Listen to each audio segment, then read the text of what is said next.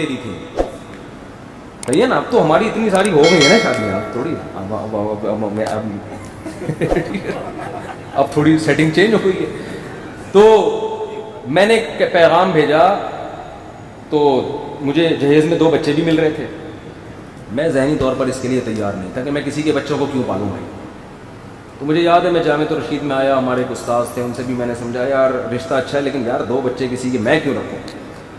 تو انہوں نے فوراً قرآن کی آیت پڑھ دی نا. اچھا بچوں میں کوئی خرابی نہیں, کچھ بھی نہیں. مجھے پتا تھا شاید میرے رشتہ دار بھی اس پہ ناک منہ بنائے کہ یار ہم کسی کے بچوں کو اپنے خاندان میں کیوں لے کر آئے. بہت عجیب سے مسائل کھڑے ہو رہے تھے. یقین نہیں تھا. ہمارے خاندان نے اللہ کا شکر ہے ان کو رکھا بہت اچھی طرح سے, لیکن میرے ذہنی طور پر کہ بھئی یہ کیوں. تو مجھے وہ قرآن کی آیت ہمارے ایک استاذ نے پڑھ کے سنائی. بعض آیتیں آپ صبح شام پڑھتے ہیں لیکن مستحضر نہیں ہوتی. وہ آیت یہ پڑھی انہوں نے, وَرَبَائِبُكُمُ اللَّاتِي فِي حُجُورِكُم مِّن نِّسَائِكُمُ اللَّاتِي دَخَلْتُم بِهِنَّ. بہت دلچسپ واقعہ ہے کہ اللہ نے قرآن میں فرمایا تم پر تمہاری مائیں حرام, ان سے نکاح نہیں کر سکتے, تمہاری بیٹیاں حرام, تمہاری بہنیں حرام, دودھ شریک بہنیں حرام. یہ سب رشتوں کا نام لیے. پھپھی سے نکاح نہیں, خالہ سے نکاح نہیں, اور ان سوتیلی بیٹیوں سے بھی نکاح نہیں کر سکتے جو تمہاری گود میں پلتی ہیں. آئی بات سمجھ؟ اب میں بہت عرصے سے حیران ہوتا تھا کہ بھئی سوتیلی بیٹی تو گود میں پلے نہ پلے, نکاح بہرحال اس سے کیا ہے, حرام ہے نا.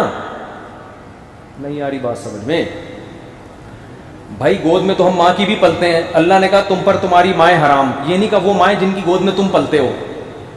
کیا خیال ہے بھائی؟ پلتے ہی ہیں نا, لیکن اللہ نے اس صفت کو ہائی لائٹ نہیں کیا. تم پر تمہاری بیٹیاں, سگی بیٹیاں بھی حرام جو تمہاری گود میں پلتی ہیں, یہ نہیں کہا بس بیٹیاں حرام.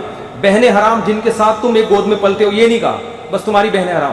ستیلی بیٹی کا ذکر آیا تو تمہاری وہ ستیلی بیٹیاں جو تمہاری گود میں پلتی ہیں آئیں. میں یہ آیت پہ ہمیشہ حیران ہوتا تھا کہ قرآن نے اس کو ذکر کیوں کیا ہے, حالانکہ جیسے سگی بیٹی آپ کی گود میں پلے یا کسی اور کی گود میں پلے, نکاح اس سے کیا ہے, حرام ہے. آپ اپنی ماں کی گود میں پلے نہ پلے, ماں سے نکاح کیا ہے, حرام ہے. سوتیلی بیٹی آپ کی گود میں پلے یا نہ پلے, آپ کے لیے نکاح اس سے حرام ہے کہ نہیں ہے. لیکن پھر قرآن کی ذکر کیوں کر رہا ہے جب اس شرط کا کوئی فائدہ ہی نہیں ہے. یہ میرے ذہن میں ایک اشکال تھا جس کے جواب کی طرف میں نے کبھی سوچا بھی نہیں کہ بھی اللہ کا کلام میں کوئی حکمت ہوگی, ہر چیز ہمیں تھوڑی معلوم ہوتی ہے. تو میں نے جب یہ ذکر کیا یار وہ بچے بھی مل رہے ہیں مجھے, تو میرے دماغ اس کے لیے ایگری نہیں ہو رہا. وہ وجہ اس کی ہے کہ بھئی یہ تو شریعت میں بھی کوئی پسندیدہ کام تھوڑی ہے یہ کہ کسی کے بچوں کو پالو. بھائی وہ اپنے رشتہ داروں کے آ رہے ہیں, ہم کیوں رکھیں ان کو. تو انہوں نے فوراً قرآن کی آیت پڑھی, وَرَبَائِبُكُمُ اللَّاتِي, تمہاری وہ ستیلی بیٹیاں جو تمہاری گود میں پلتی ہیں. انہوں نے کہا یہ قرآن نے گود میں پلنے کا ذکر اس لیے کیا کہ عام طور پہ صحابہ جب کسی بچوں والی عورت سے شادی کرتے تھے تو چھوٹے بچے خود ہی پالتے تھے. تو یہ رواج تھا, تو اس رواج کو قرآن نے کیا کر دیا, ہائی لائٹ. میرے ذہن میں آیا قرآن اس رواج کو کیوں ہائی لائٹ کر رہا ہے. اس رواج کو ہائی لائٹ نہیں کر رہا.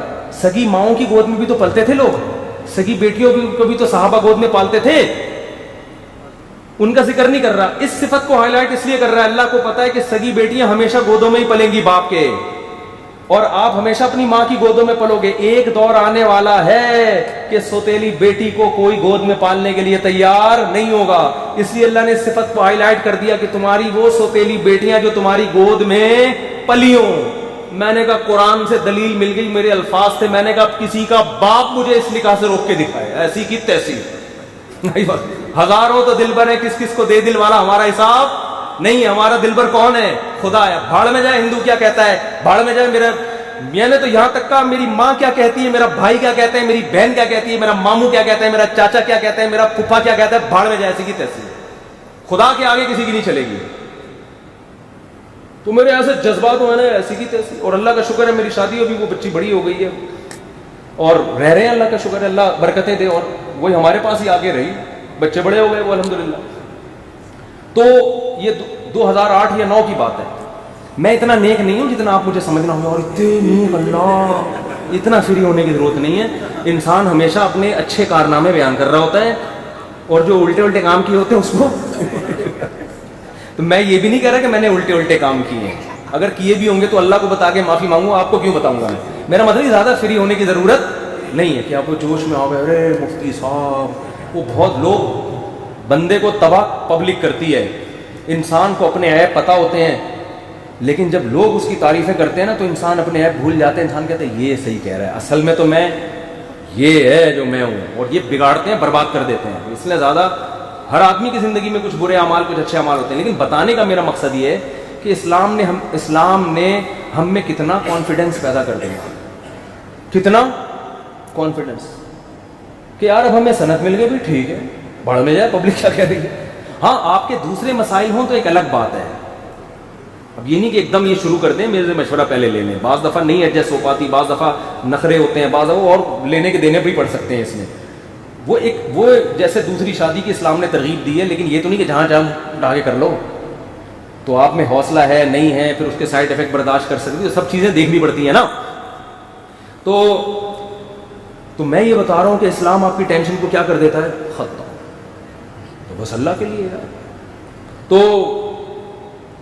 اس نے اتنی اس آیت نے مجھ میں کیا پیدا کر دیا، کانفیڈنس۔ میری اپنی بچی کی شادی میں نے بہت کم عمر میں کی ہے، بالغ ہوتے ہی رشتہ آ گیا تھا، اور بعض لوگوں نے کہا یہ کیا ہو رہا ہے، میں نے کہا بھائی رشتہ بھی ٹھیک ہے، کوئی مجھے سائڈ افیکٹ بھی نہیں لگ رہا اس کا، اللہ کہہ رہا ہے جلدی کرو بھاڑ میں جائے، محلے والے کیا کہہ رہے ہیں بھاڑ میں جائے، یہ بھاڑ میں جائے گا، لوگ یاد رکھ لیں، وہ کیا کہہ رہے ہیں فلانا کیا کہہ رہا ہے ڈمکانا کیا، بھائی اللہ نے حکم دیا۔ ہاں بچی سے پوچھ لو، اس پہ زبردستی نہ ڈالو، کوئی اگلا نہ راضی ہو تو پھر تو اللہ ہی کہہ رہا ہے پھر نہیں کرو، یہاں بھی اللہ نے 2 اور 2 4 کی طرح ہمیں کیا کر دیا، اللہ کہہ رہا ہے بھائی اگلا خوش نہیں ہے پھر نہیں کر سکتے آپ، پھر زبردستی نہیں ہے۔ ماں باپ اللہ کو نہیں مان رہے آج کل، لہذا ساری سیٹنگ کیا ہوئی ہے، آؤٹ، اپنے بیٹے پہ دباؤ ڈال، یہاں کرے گا تیرا باپ بھی شادی یہاں کرے گا۔ دیکھ میں اس باپ سے کہتا ہوں آپ بیٹے کو فورس نہیں کر سکتے، یہ الاؤ ہی نہیں ہے۔ اب یہ ٹینشن باپ کی خود کی پالی بھی ہے نا، کیا خیال ہے کہ یہاں کیوں کر رہا ہے وہاں کیوں نہیں کر رہا، یہ ٹینشن باپ کی خود کی پالی بھی ہے نا۔ اگر اس کو پتا ہو بھائی مجھے اللہ نے بیٹے پر اتنا کنٹرول نہیں دیا ہے کہ گن پوائنٹ پہ میں کرا دوں، باپ ٹینشن ہی نہیں لے گا، بھائی اللہ نے حکم دیا، بھائی اللہ نے منع کر دیا تو کیا کریں۔ نیچے لوگوں نے نا کمنٹس کیے ہوتے، مجھے بعض لوگوں نے مرشد نام رکھا تھا میرا، وہ مرشد نے کہہ دیا اب تو ہم کریں گے، تو کچھ لوگ مجھے مرشد مانتے ہیں، پیر مرشد مانتے ہیں نا، بعض لوگ کچھ عقیدت میں ہیں، وہ مرشد نے بول دیا بس اب کیا ہے، اب سائڈ ہے۔ تو بعض لوگوں کے پیر ہوتے ہیں وہ کہتے ہیں پیر صاحب نے کہہ دیا، تو بھائی اصل ہمارا پیر کون ہے، اللہ، اللہ نے کہہ دیا جاؤ بھائی تمہاری ایسی کی تیسی ہے، ہمارے لیے تو مسئلہ کیا ہے۔